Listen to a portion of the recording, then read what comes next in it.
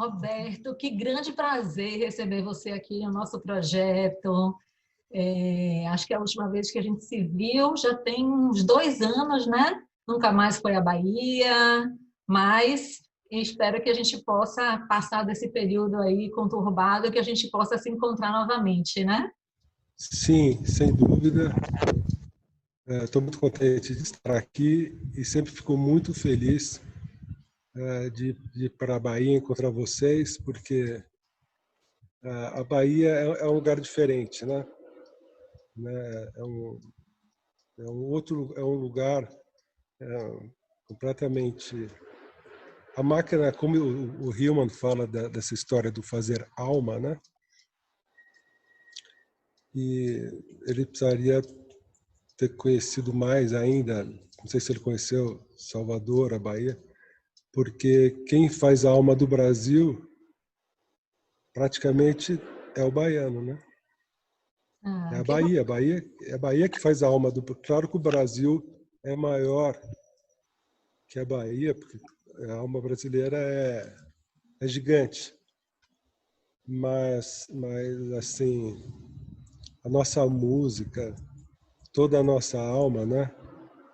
A minha geração toda cresceu escutando os baianos, né?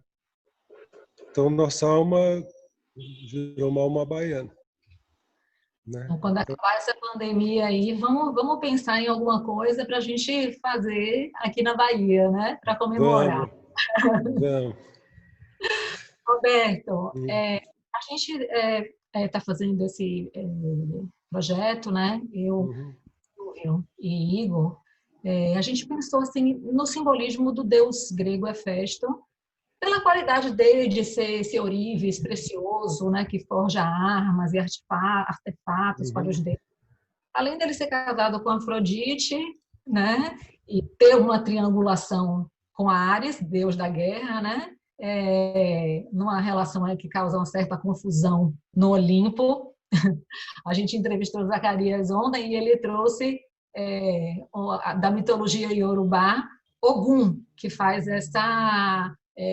que junta Hefesto e Ares, assim, que ele acha que é importante nesse momento assim abrir os caminhos, né, nessa qualidade não de Deus da guerra, mas de abrir os caminhos. uhum. A gente vai assim aprendendo cada vez mais ouvindo vocês, né? Você pensaria em algum outro mito ou algum arquétipo para esse momento? Eu penso que nesse momento nós estamos vivendo o arquétipo ou o mito de Narciso, né? Assim, nós estamos vivendo numa boa parte do planeta esse narcisismo defensivo, esse narcisismo que precisa ser transformado, né? Um egoísmo criativo, né? Um caminhar para a consciência de alteridade, né? E também na questão do mito cristão, né? Que é todo ele focado na transcendência da consciência para uma consciência do outro, né? Então, acho que toda a psicologia, toda a análise deve ficar pautada em levar o seu analisando para a consciência de alteridade, né?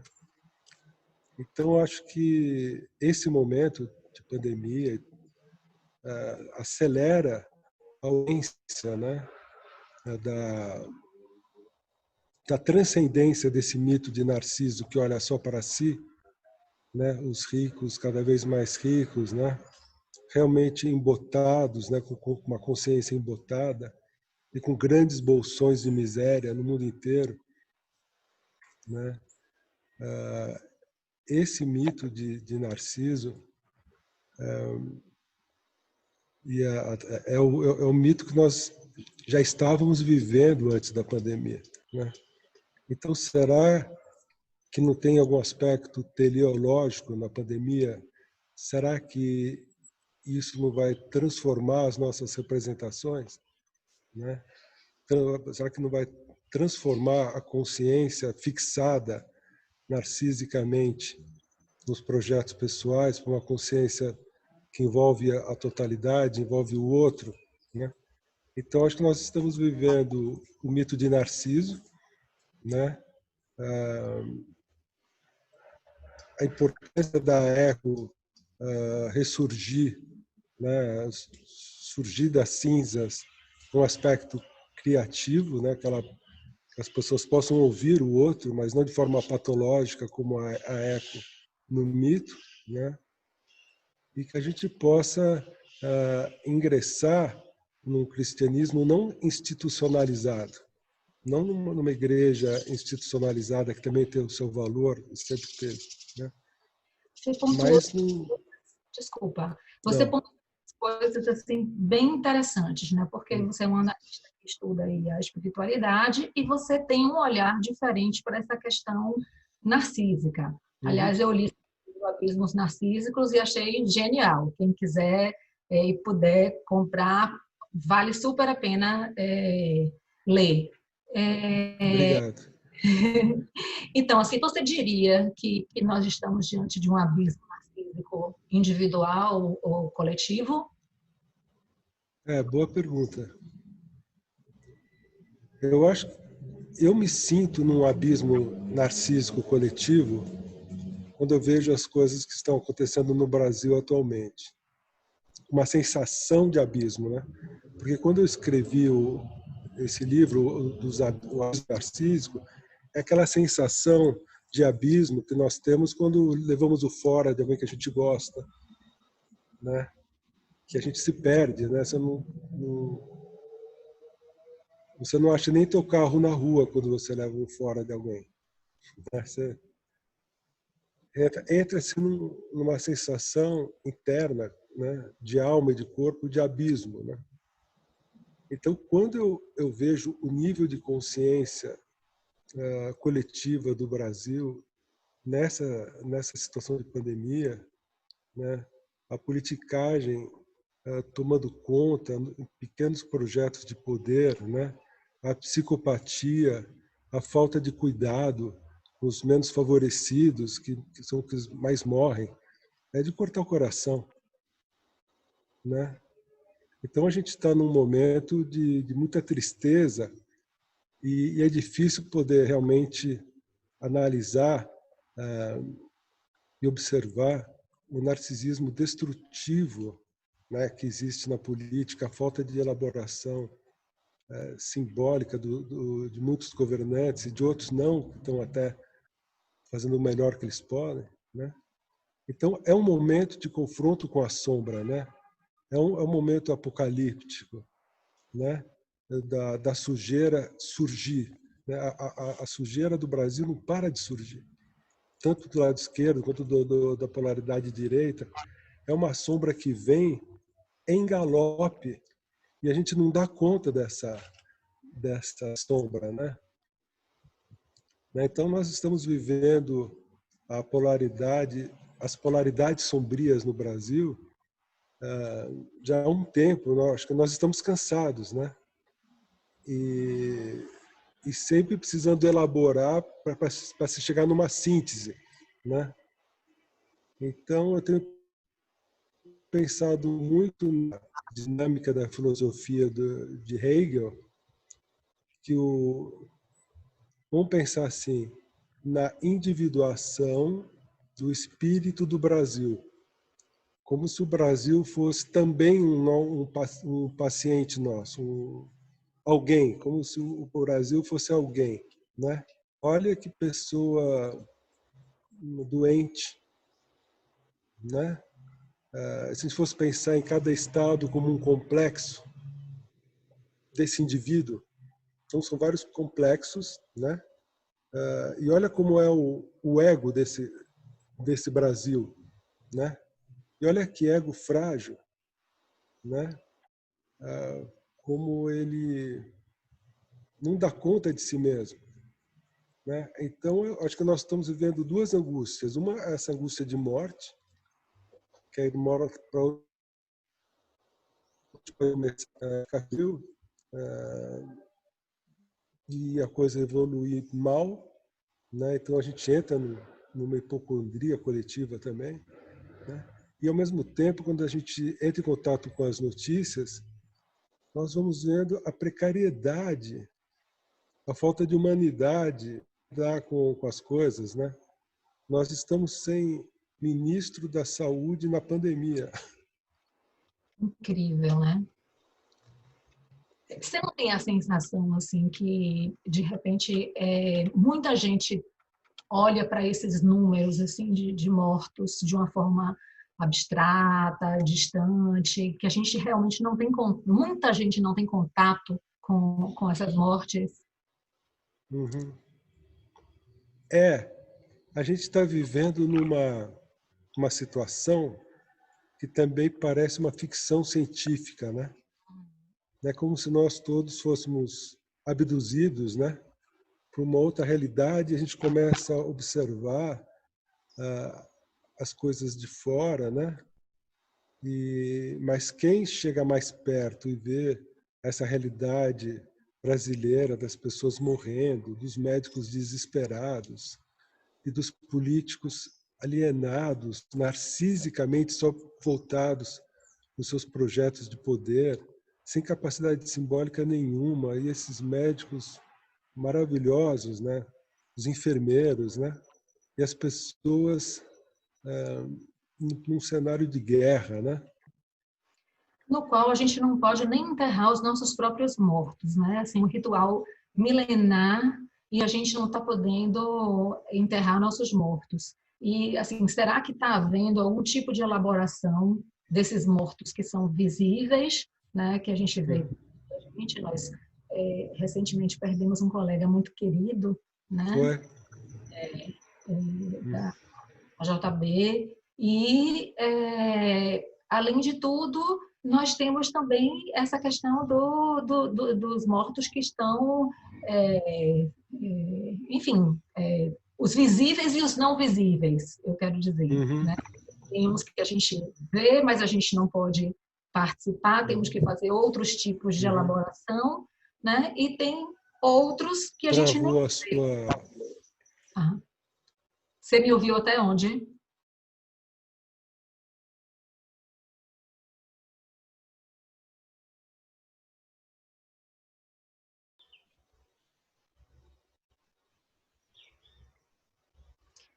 Tivemos esse probleminha aí, né, Roberto? Sim, Mas você está num lugar assim mais bonito do que você estava antes. exatamente. Então valeu a pena, né? A interrupção. Mudamos de cenário, vamos continuar por aqui, né? É, a gente estava falando então, né, dessa questão assim, você estava falando da insensibilidade dos governantes, e aí eu te perguntei assim, né, se você não achava que tinha, que eu tenho uma sensação de que as pessoas veem os mortos de uma forma muito abstrata e distante, apenas como números, principalmente para quem vive dentro das bolhas, né, para quem está podendo ficar dentro de Isso. casa, né? Uhum. E aí, de Uhum. repente, a gente, que a vida inteira, que nós tivemos esse ritual milenar de enterrar nossos mortos, né? A gente não está podendo fazer isso, né? Uhum. Então, como é que é possível lidar com essa elaboração desses mortos visíveis, né, e desses mortos invisíveis que estão sendo enterrados sem suas famílias? Às vezes, esses enterros são completamente vazios, né? Às vezes é Uhum. permitido uma pessoa ou duas, mas às vezes não, né? O que é que você pensa disso? Eu acho que tudo isso é uma tristeza, né? As pessoas não poderem participar do ritual, né? É uma tristeza só, né? Primeiro a pandemia, né? Depois uma doença que não se tem exatamente um protocolo de tratamento. Não tem uma vacina. As pessoas estão, metaforicamente falando, cortando árvores para fazer espingarda, né? Uhum. Quer dizer, depois hospitais pouco preparados, né, para enfrentar essa situação tão trágica. Os próprios médicos, que são seres humanos, também entram em desespero, né? Também são contaminados. Depois, a morte, né? Que é o ponto que você levantou, né? Uma morte que fica sem o ritual de passagem, né? Sem a possibilidade da confraternização, né? Da solidariedade, né? Da junção, né?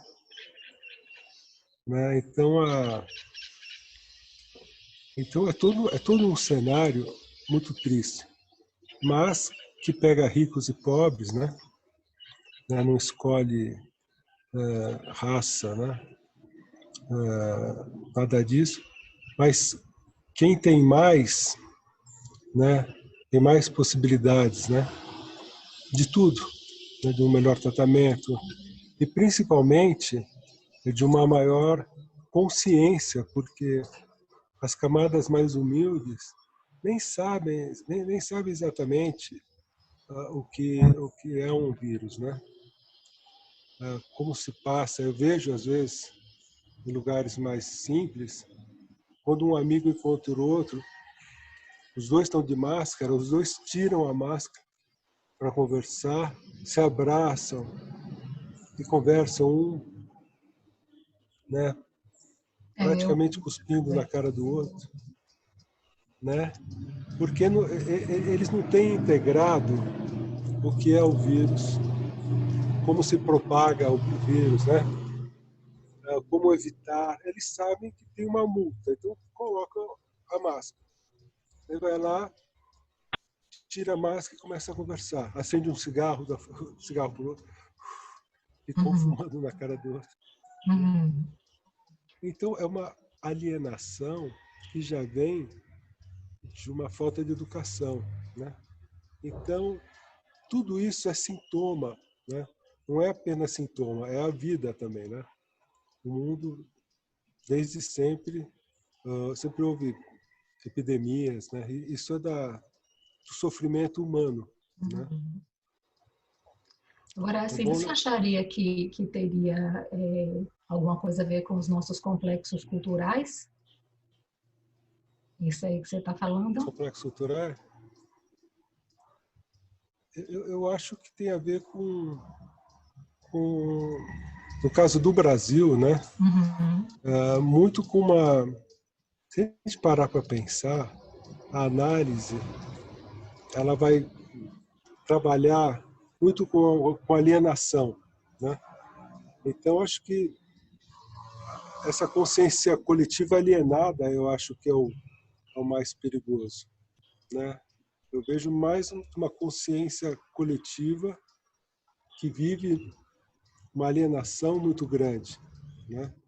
E tem uma série de outros fatores que levam, né, a essa consciência dessa forma, que nos mantém nesse nível de pobreza, de falta de educação, de tantas pessoas subjugadas, né? Os hospitais, são poucos os hospitais que têm UTI. Eu estou numa cidade agora que não tem um hospital com UTI. Né? Assim, todas as cidadezinhas de São Paulo, nenhuma praticamente tem UTI. Né? São cidades despreparadas, não para o coronavírus, são despreparadas para qualquer coisa. Né? São hospitais que não funcionam. Né? Assim, uma pessoa passa mal numa dessas cidades, morre. Né? Assim como morreu eu esqueci o nome dela agora, daquela artista, Fernanda Young. Sim. Né? Ela estava em Gonçalves, teve um ataque de asma, né? E até chegar na cidadezinha próxima, ela morreu. Porque ninguém tinha lá subsídios técnicos para alguém com crise de asma, né? Então, olha a precariedade. As pessoas não morrem só de coronavírus, morrem por falta de atendimento, né? Uhum. Porque só os grandes centros estão bem equipados, né? Então, acho que nós estamos muito lá atrás. E a falta de educação está cada vez pior, né? Então, acho que aí está a grande questão. E a psicologia muitas vezes fica muito apagadinha, né? O psicólogo tem uma tendência muito forte de cultuar os seus mestres, né? Repetir as teorias dos seus mestres, idealizá-los. São igrejinhas, né? Onde fica o Jung no alto, fica o Freud, o Hillman, né? É um culto. Nós somos sacerdotes que cultuamos narcisicamente os nossos pais, assim.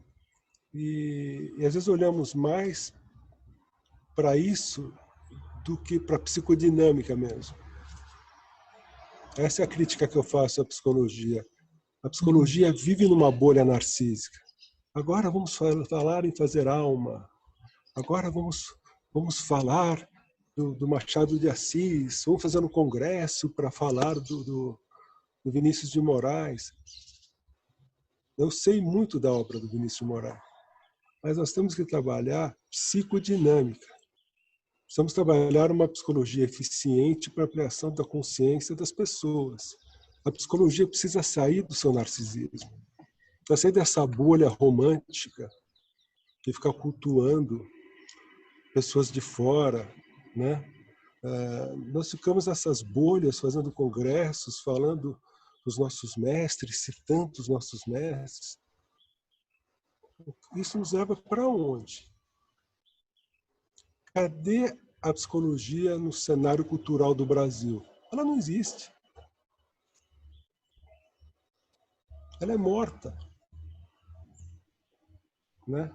Cadê uma psicologia forte, que trabalhe, que publique, que aponte saídas para a ampliação da consciência, para a grande alienação que as neuroses, os complexos, a política, tudo isso interfere no embotamento do ser humano, né?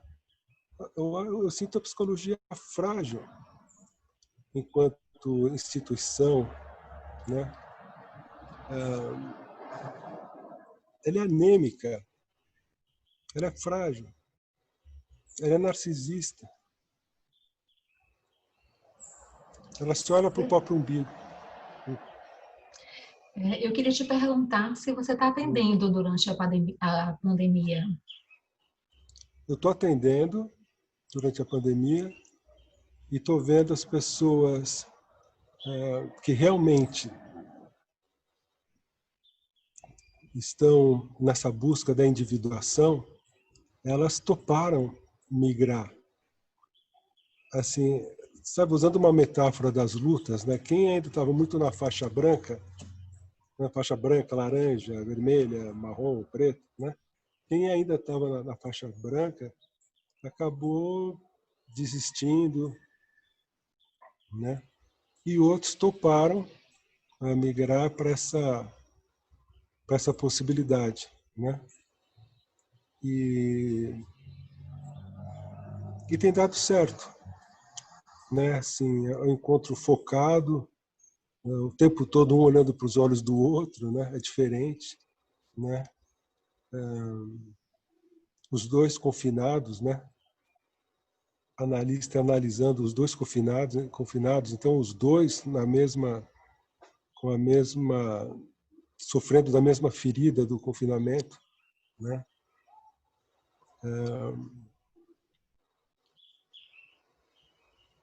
E o ritual da análise, né? O ritual da análise é você pegar teu carro, pegar tua bolsa, né? Sair de casa, ir para sua análise, e lá, indo para para lá, você, para a tua análise, já vai elaborando no meio do caminho, você vai olhando para o relógio, você já começa a entrar num estado alterado de consciência. É diferente de ir ao dentista. Aqui para o dentista a gente está indo assim, né? Para análise a gente está indo já sendo tomado, né? Pelas questões, né? Pelos complexos, pelas dores narcísicas, a gente já está indo e chega lá. Agora não. Agora é o analista que pega a pessoa no meio das questões dela, na casa dela. Oi, cheguei, estou aqui, né? Isso é muito ruim nesse aspecto, né? Você sente alguma Assim, vulnerabilidade, assim, porque alguns analistas têm relatado isso, né? Essas questões da privacidade, da confidencialidade, do local de atendimento. Você tem vivido coisas assim? sim, né? É sempre porque a análise tem muito essa questão do sigilo, né? Então, olha, meu cônjuge está aqui, né? Minha mulher está aqui, meu marido está aqui, meu filho, minha mãe, né? Alguns nem quiseram começar essa nova forma de fazer análise, porque falaram, não vai dar certo, né? Outros pensaram em, olha, não saio, não fico bem no vídeo. Não quero saber de vídeo, eu não fico bem, não vou fazer, né? Então tem questões até narcísicas também, de não querer aparecer, não ficou bonita no vídeo, né? Incrível, não tinha ouvido essa ainda. Tem essa, também passei por isso, né? Mas as pessoas se adaptaram. Exige uma disciplina, e essa disciplina entra no lugar do ritual. Esse ritual de se organizar para esse encontro, as pessoas estão se adaptando a isso, né? No comecinho, nem analista, nem analisando estavam preparados, né? Os dois estavam indisciplinados, né? Algo muito novo, né? Muito misterioso, né? Que acho que também é que veio para ficar, né? Assim, uma opção, né? Sei lá, o analisando chega para o analista e fala, vamos fazer por Skype hoje? Vamos, né? Então isso está dando uma flexibilidade, né? Tanto para o analista quanto para o analisando. Eu acho que cada vez mais essa vai ser a nova realidade, né? Porque também é muito difícil sair do lugar onde você está, pegar o trânsito, ir para análise. Também fica tenso, pesado, né? E agora ficou tudo mais leve, né? Ficou mais fácil, né? Quando se está viajando, né? Eu acho que nesse sentido é um ponto positivo. Vários pontos positivos no meio da tragédia, né? Uhum. As pessoas se humanizando, vendo como a gente pode ser mais simples, como o essencial é que é o importante, né? As pessoas ficam felizes de não precisar sair, colocar um falso selfie, né? Como o falso selfie pesa, como cansa, né? Uma vida social fake, cansativa, né? Então eu tenho visto as pessoas gostarem da simplicidade, porque eu acho que nós fomos nos distanciando muito da simplicidade, das nossas ambições narcísicas, de muitas viagens, né? De ser, de estar, de acontecer, né? De E postar as pessoas começam, mais, né? oi? E ainda de ter que postar nas redes sociais. Nas redes sociais, né? Nas redes sociais, né? Piscinas ao fundo, né? Cavalos, piscinas, fazendas, Europas, né? É um narcisismo infantil, muito infantil, né? O próprio terapeuta sendo fotografado do lado do seu cachorrinho, do lado da guitarra, assim, uma ingenuidade, do terapeuta, né? Assim,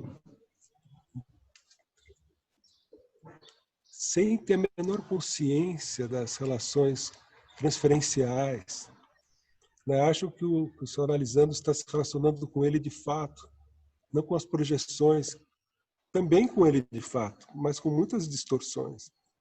Mas aquela atitude puer, né? Assim, de deixar o seu Facebook na mão dos seus pacientes, né? Ficar exposto, né? Como se não existisse uma sombra no mundo, né? Uhum. Né? Casos graves, né? As invejas, né? Assim, né? Existe a serpente no paraíso, né? O próprio terapeuta tem que se cuidar. Mas não, na vaidade, quer mostrar que viajou, quer mostrar que o que comeu, quer mostrar para onde foi, né? Eu acho que esse narcisismo ainda está muito inconsciente. As Uhum. pessoas ainda vivem muito para isso, né? Roberto, você falou assim dessa questão do tempo, né? De como as pessoas estão gostando mais de poder estar em casa, né? Então a gente teve Uhum. realmente de ritmo, né? Assim, aquele tempo Cronos que a gente tinha, a gente não está vivendo esse tempo Cronos, Uhum. né? Você diria que a gente está mais propenso a viver um tempo Kairos? Eu acho que sim, né? Se a gente for pensar, uma vez quando eu, sei lá, tinha uns 25, 26 anos, eu fui para Visconde de Mauá e fiquei numa pousada lá. Lugar lindo, uma casa rústica, meio caindo aos pedaços, mais colonial, né? Não tinha não tinha nada de turístico assim naquela pousada. E daí quando eu fui vendo assim o dono da pousada, 4, 5 horas da tarde ele já começava a levantar o acampamento. Já tinha feito o que ele conseguiu fazer na terra. Já tinha colocado o gado onde tinha que colocar, já tinha feito a jardinagem, já tinha feito isso, feito aquilo, a mulher já tinha feito o almoço, o jantar. 5 horas, o dia já tinha acabado em termos de função. E as funções estavam ligadas à natureza, como diriam os chineses, né, os taoístas, as funções estavam vinculadas ao Tao da natureza, né, ao tempo da natureza. Né?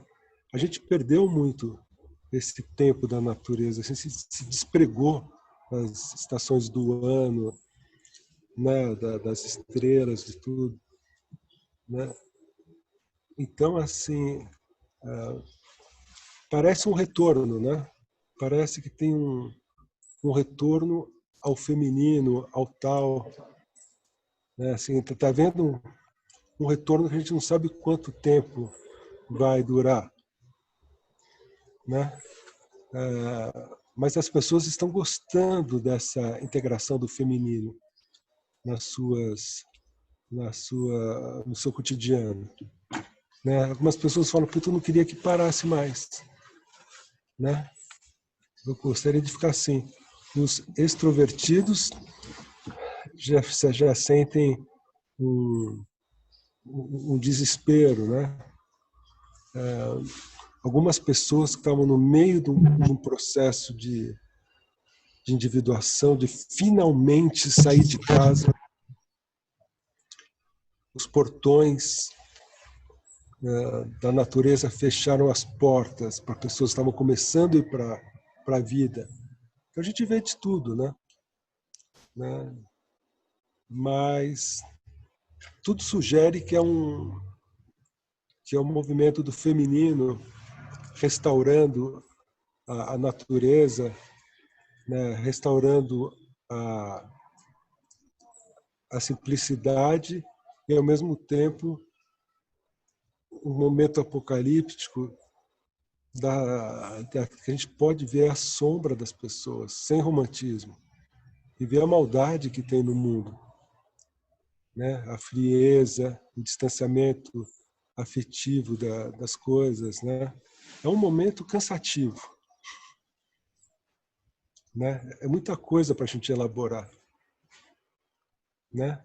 O medo da doença, o que a gente vê, a mudança de vida, né? As questões econômicas, o medo de ficar sem dinheiro, né? É muita coisa para mastigar, elaborar e digerir, né?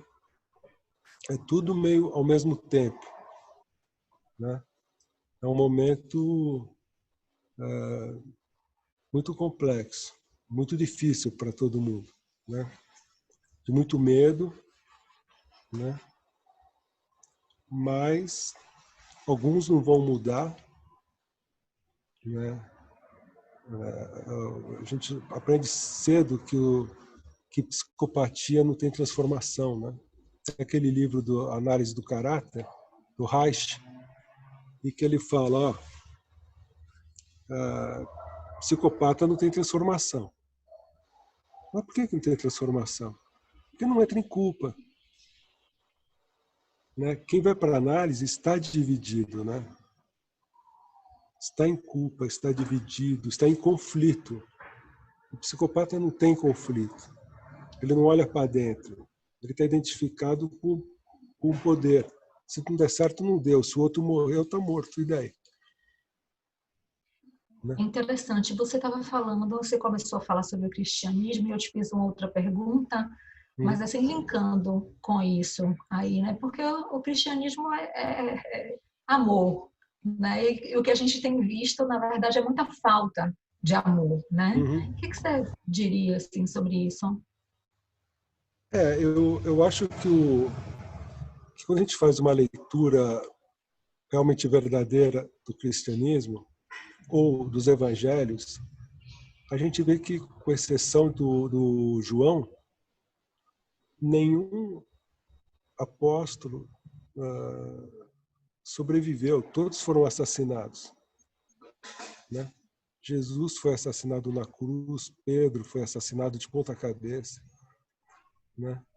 Todos morreram, os mártires todos morreram de forma horripilante, né? Assim, mas foi um movimento muito grande, né? Para ampliação, para o desenvolvimento da consciência coletiva alienada, né? Jesus traz um grito de consciência, né? Profunda para a alteridade, né? E morreu para o propósito dele, né? Então, o verdadeiro cristianismo, ele é muito mais trágico. Ele não é essa coisa fofa, né? Ele não é um cristianismo de padres que cantam na televisão, né? Que fazem musculação e cantam na televisão, né? Ou que faz aeróbica, né?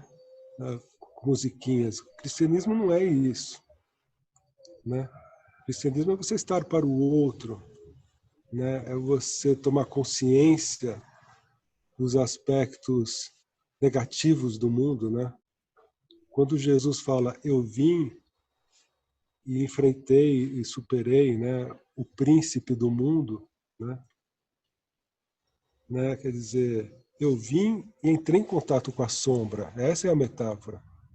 Eu vim, encontrei a sombra, mas não me identifiquei com ela, né? Eu não servi à alienação, né? Eu não servi ao meu narcisismo, né? Eu fiz uma outra opção, né?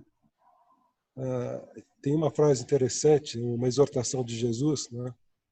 Quando ele fala: muitos dizem que eu vim para trazer a paz e o amor. Eu não vim para trazer a paz e o amor, eu vim para trazer o fogo e a espada. Separar mães de filhas, noras de sogras, irmãos de irmãs. O inimigo do homem serão os seus próprios familiares. Aquele que não pegar a sua cruz e não me seguir, não é digno de mim. Quer dizer, isso está nos 4 evangelhos, né?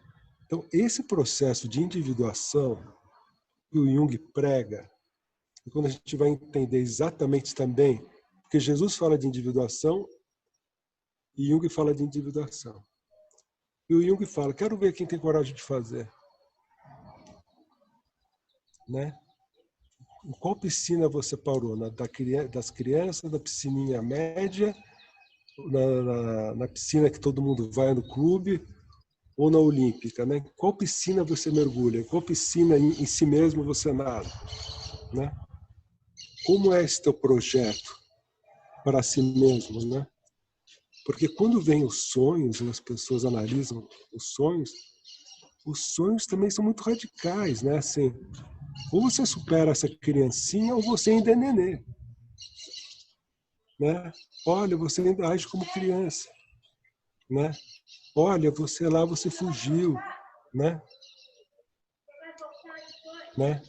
Fala, olha como você naquele dia não agiu como adulto. Né? Então, esse processo de individuação, de você romper com as fantasias, com as idealizações, com a tua persona, com seus ídolos, amadurecer, né? Esse processo não está disponível para todo mundo. Não é todo mundo que topa. Chega uma hora que você fala, aqui tá bom. É bacana você fazer essa leitura, porque assim, essa mesma exortação que você utilizou aí, ela muitas vezes ela é utilizada literalmente para o oposto da individuação, né? Por isso que eu falei.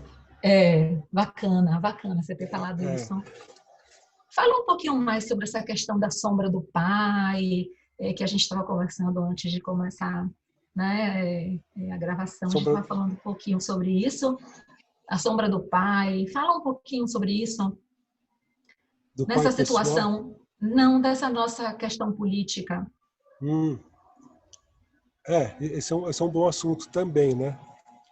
Aquilo que o Jung traz da participação mística, né? Que é o arquétipo. No arquétipo, eu projeto no líder político, né, forças do inconsciente coletivo. O inconsciente coletivo é uma coisa que a gente nunca viu. Né? O inconsciente coletivo é algo que não existe, né, assim, a olhos nus. Nós só vemos os fenômenos. Né? Os fenômenos do inconsciente coletivo. E o fenômeno é essa projeção do sagrado no líder político. Né? Então, a pessoa desloca aquela participação mística do pai pessoal no presidente. Né? Ela adota um novo pai e aquele pai não tem sombra. Né? É uma situação psicológica, né? Narcísica, completa. Né? Assim, então, o que acontece? Essa participação mística, né, faz com que a pessoa entre numa redoma narcísica, né, de não entendimento de sombra. Quer dizer, meu pai não tem sombra. Quem tem sombra é o outro. Né? É a outra polaridade. Né? Tá dando para ouvir? Sim, sim. Tá. A sombra está sempre na outra polaridade. O meu pai não tem sombra. Né? Então, enquanto as pessoas estiverem só com uma polaridade dentro de si, ou só com o autor, né, ou com o teórico, não, desculpa, eu sou Hillman. Jura? Então é só Hillman. Então é só Jung. Freud nem pensar. É isso, né? Eu não gosto. Né? Você já leu? Você já mergulhou naquela loucura que é a psicanálise? Ou você já mergulhou na loucura que é a proposta de individuação do Jung? Você já viajou no Hillman, que beleza também as coisas que ele nos traz, né? No Kohut, no Winnicott, né? Os outros, né? Então, acho que o que falta nos outros teóricos, né? O que falta é o que falta é essa questão de romper com o papai. Nesse sentido, o Jung foi muito interessante, né, quando ele rompeu com o Freud. O Freud veio com o anelão, né? Você vai ser o príncipe da psicanálise, né? Ele falou, não, vou ser príncipe de mim mesmo. Né? Ele rompeu com aquilo. Né? Por isso que ele fala de individuação. Porque ele topou deixar de ser filho. Né? Depois ele entrou em contato com uma ânima muito forte. Né? Ele viu que essa ânima projetada nas mulheres dá uma dor de cabeça horrível. E uma culpa enorme, principalmente se você é casado. Né? Daí ele viu os opostos. Ele falou, olha, é o seguinte, individuação é heresia. Certo é você não trair a sua mulher e ficar na igreja. Isso não é individuação. Isso é seguir o caminho, né? O caminho do não conflito. Né? A individuação é sempre uma heresia. Mas daí você conhece a pizza, a totalidade, você come a tua pizza inteira. Você come todos os pedacinhos de si mesmo, você integra a sua totalidade. O bem e o mal, você vê o que você é capaz de fazer ou não. Você vê a força da ânima em você, você vê a força do ânimo em si, você vê a sombra, né? Você vê os opostos, e daí a vida psíquica passa a ser o que mais te fascina. Né? E daí você faz o percurso. Né? É a Chapeuzinho Vermelho que resolve ir pela mata enquanto o lobo mau. Né? Então, esse processo de individuação faz com que a vida seja muito importante. E quando ele fala, olha, tem algo dentro de você, tem lá um espírito, que é uma outra cabeça que faz umas poesias, que faz uns filmes, que pensa, inclusive, muito diferente de você, que está com você. E você precisa aprender a acessar essa voz e colocar essa voz, ou esse espírito, ou essa inteligência interior, acima de qualquer outro relacionamento que você tenha. Né? Essa voz interior vai te levar para o processo de individuação, de busca da totalidade. É essa voz que você tem que escutar acima de tudo. Né? Porque qualquer outra voz não vai ser a voz que vem de dentro. Né? Então, a vida passa a ganhar uma magia outra. Né? E a gente vai vendo quem vai ficando pelo caminho, a gente vai vendo quem ainda é muito fusionado com o papai, quem ainda é muito fusionado com a mamãe, quem ainda não conseguiu sair do quintal de casa, quem ainda reproduz, replica o que o pai e mãe falam, né? Quem não conseguiu ir para o trabalho, quem ainda não saiu da onipotência. Né? A gente vai vendo todas essas questões de alienação e a gente vai vendo que a análise ela vem na contramão da história, porque ela luta com algo muito maior do que ela mesma, que é o poder da alienação. Né? E as pessoas falam, não sei quem, ele é dependente químico. Não é dependente químico nada, é alienado. Dependente químico é ótimo, né? É dependente de uma incapacidade né, de integrar as coisas que dão medo a ele. A parte química é a mais suave, né? É mais fácil de se desapegar. O difícil é sair da rota de fuga, da alienação. Né? Então, essa proposta da individuação, na minha opinião, é a verdadeira religião. Né? A busca de si mesmo, a transcendência, a busca para a alteridade, daí a vida tem um sentido total, né? Senão a vida vai ser só investir na persona, na bolsa, ou no broche, ou na gravata, ou mais um título. Mas as pessoas não estão dispostas a pagar o preço, né? Porque a travessia não é fácil, Não, mas vale a pena. vale a pena. É como diz o Raulzito, atrás da curva do perigo existe alguma coisa mais vibrante e menos triste. É isso mesmo. Roberto, eu queria ficar conversando com você aqui umas 3 horas, pelo menos, né? Eu também. Queria te perguntar assim, umas duas coisas, né? Uma é Tá. assim, já que a gente fala dessa coisa de, a gente está utilizando a simbologia de Hefesto, dessa forja do invisível, você acha que existe algo a ser construído e potencializado como ferramenta de trabalho para possíveis novos tempos? Em que sentido você fala? De algo que está acontecendo agora, nesse momento dessa pandemia, e no Brasil não somente a questão da pandemia, mas a questão política, também todas essas questões que a gente está vivendo.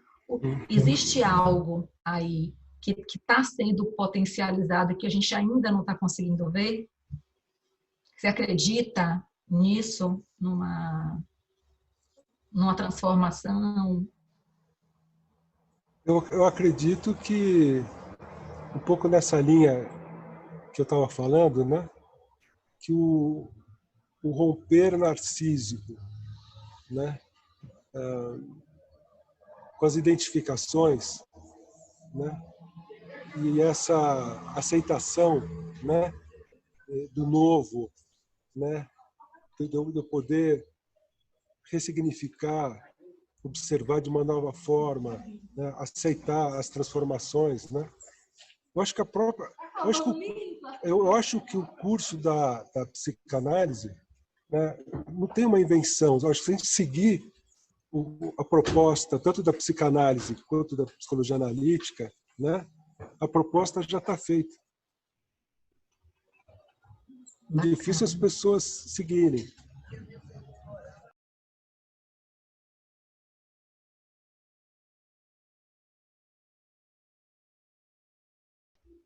Que lugar é esse que fabrica esses Budas, né? Se a gente for pensar no Gilberto Gil, o que quer dizer aquilo, né? Eu estava escutando Quanta, um disco que ele mistura ciência com religião. Aquilo é lindo. Tudo nele é lindo, né? No Gilberto Gil. O Caetano Veloso, né? Dorival Caymmi, tudo. Então essa alma brasileira, né? Mas assim, daí ainda vem o Raul Seixas, que é esse mix, né? Um filósofo maravilhoso, né? Que é uma mistura de Luiz Gonzaga com Elvis Presley, com Nietzsche, com todos os grandes filósofos, né? Que também prega a individuação. Ele prega a individuação também, é um gênio, né? Então, fazer um trabalho em relação a Raul Seixas, né? Seria um trabalho maravilhoso. Faz para A valer, né? gente Faz ainda um vai trabalho da fazer alma. isso. A Vamos gente fazer? ainda vai fazer em homenagem ao nosso amigo querido Carlos Bernardi, que estávamos juntos quando conversamos sobre isso, né? É, Então a gente é, tem que fazer. sim. Sim, o Carlos foi uma perda muito triste, né?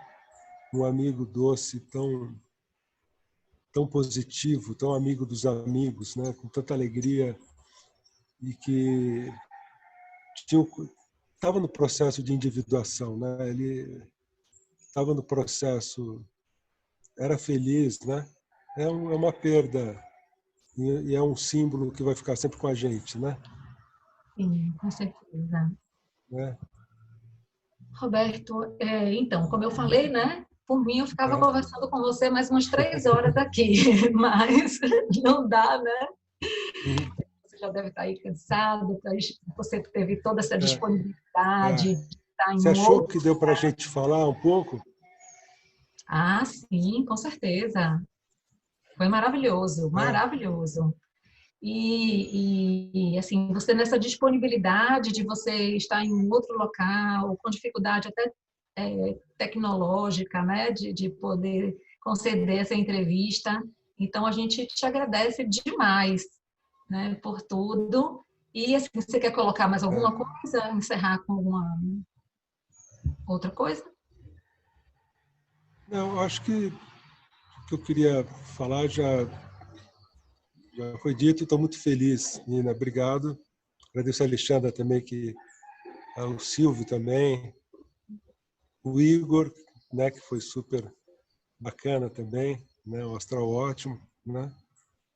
E espero, um privilégio, na verdade, de poder falar num momento desse, né? Num momento em que a gente está vivendo tantas coisas assim complexas e vocês me convidarem para falar, é um privilégio, né? A Então gente que agradece ouvir uma, assim essas coisas tão bacanas e essas ideias diferentes é, com é, opiniões diferentes, né? Porque assim nunca o que você fala é mais do mesmo, né? é, é, então que bom ter esse espaço, né? Que vocês tenham muito sucesso nessa jornada aí. Ah, muito Tá? obrigada. Imagina.